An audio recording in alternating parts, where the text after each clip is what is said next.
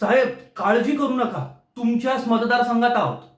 ओ साहेब, गेली 15 वर्ष म्हणजे 3 टर्म्स तुम्ही याच मतदारसंघातून निवडून येताय. मग त्याला खड्ड्यात टाकून कसं चालेल?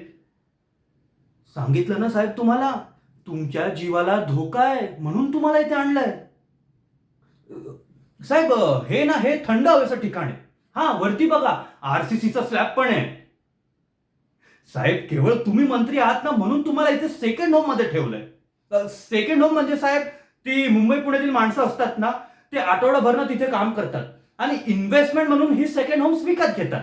हो साहेब, तुम्हाला नाही सांगतो, आपल्याकडे द्विभाषी प्रतिबंधक कायदा आहे ना, म्हणून ही सेकंड होम्स रिकामी आहे. एकदा तो कायदा रद्द झाला ना की मग बघा, second home second wife, third home third wife, fourth home. No wife साहेब, नो वाईफ. हो हो साहेब, तुम्ही नाही त्या आरामशीर बसा, मी मस्त तुमच्यासाठी ना फ्रेश पाणी घेऊन येतो. हो, परवाच भरून ठेवलंय.